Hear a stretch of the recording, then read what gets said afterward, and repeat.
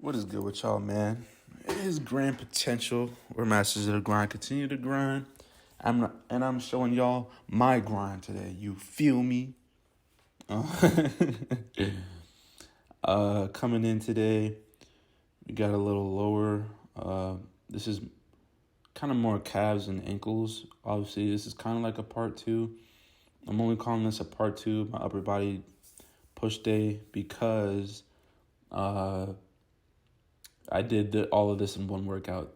In reality, these could be two separate workouts. Actually, a lot of my workouts can be more than one workout because I work out for a long time. Get over it. But yeah, you can take it however you want to take it. You feel me? But let's get into it.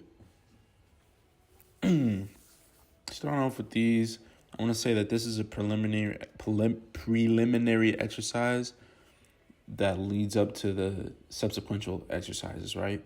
And these all have the goal. These are all focused on sprint mechanics and improving certain mechanics that are used during sprinting. And for these, these are oscillations. It's an anaerobic exercise, meaning there's no pause like between each rep. It's a constant movement.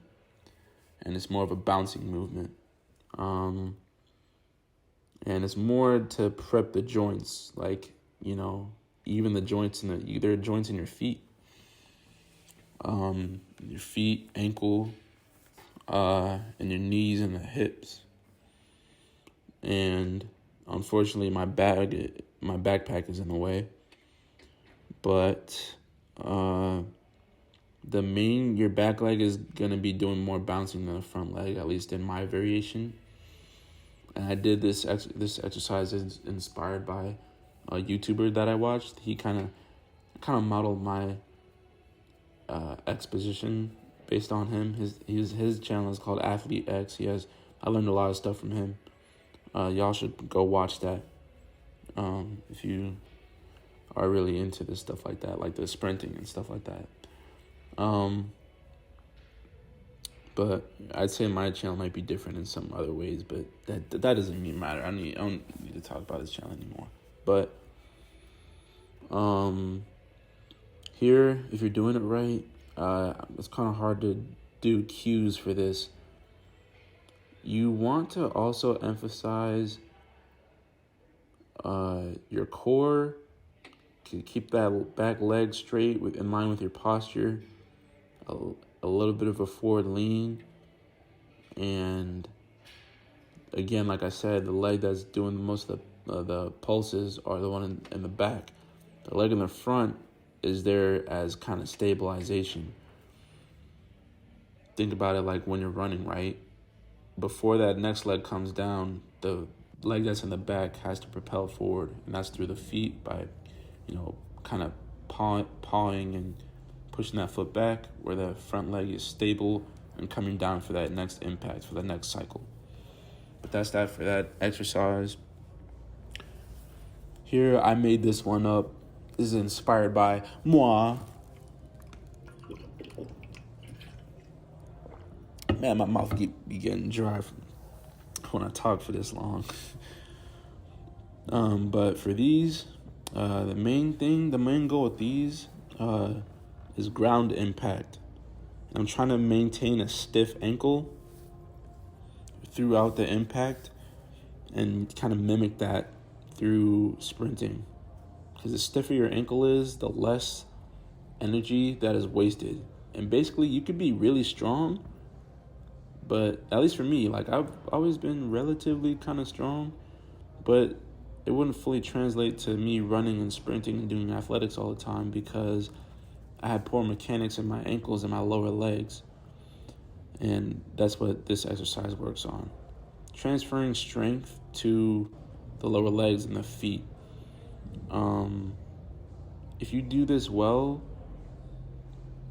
there shouldn't be any, I'll use this terminology, leakage of energy. So when you're applying that force, your legs are applying that force to the ground, there's a leakage of energy depending on how strong your ankles are. For me, I've strengthened it, but it's not all the way to where I want it to be, right? So see right there, I stuck the landing and my foot is still at an angle, right? If I was stronger, the angle at which my foot hit the ground would be even more pronounced. Like my foot would be more on the balls of my feet. You feel me? And that's the goal. When I land, I want to be more on the balls of my feet. And if you look at an NFL athlete or a track athlete, like when they start running, you kind of see it. At least I've noticed that, and that's where I'm trying to get to. I just want to be an insane athlete. To me, that's the goal of this. But here, I'm pretty sure I have a slow-mo clip coming. This is the back view to maybe help you guys understand what I mean by ankle energy leakage through the ankle. See that? My heel touched the ground. Leakage. If there was no leakage, it would be completely stiff. Let me see if I can find one. See that leg right there that came down? My heel didn't come down to the ground. I maintained some degree of stiffness, right? And here, this is the same goal. Trying to work on the ankle stiffness. This is a concentric exercise. These are depth drop. This is a variation of a depth drop. And I also got these from Athlete X. I'll put again, like I said, I'll put that in the description. Here, you want to focus on forward lean and really trust your body. But with that, you can't trust your body if you don't have body control. What do I mean by that? You need core strength, strengthen your lower back, your hips, man, keeping that torso straight, your hamstrings. And this is more of a total body exercise than you might like to realize.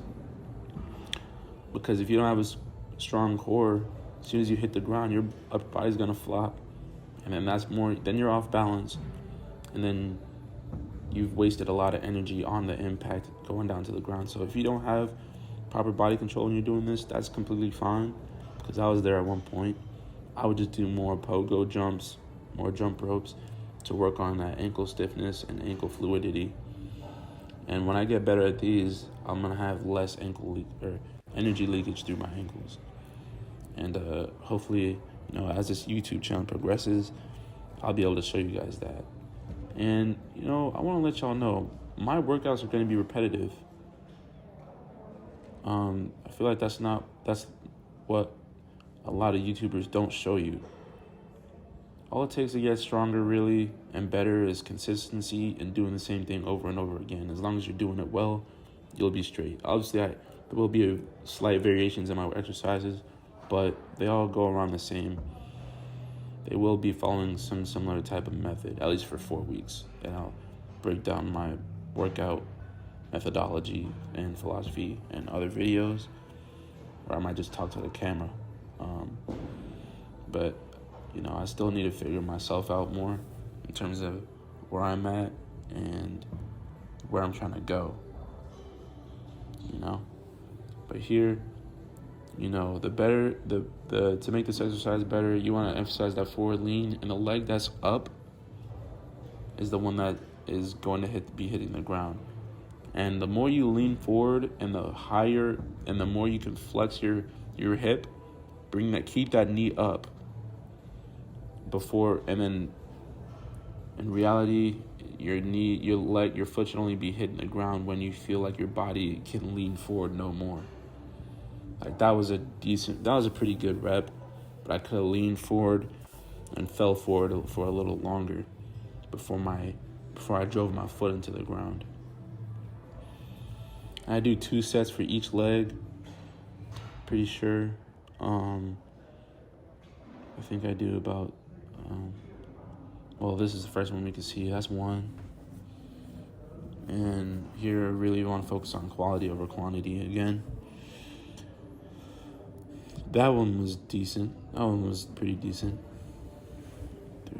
3 3, lost my count. Whatever. You can count it for yourself. And then you also want to focus on the isometric hold at the top. Maintain that form once you get to after you land. Just like that. Or you could even be better than that, to be honest. And the leg that's not hitting, you want to try to let's see. Force that leg through. That like that. That was good right there.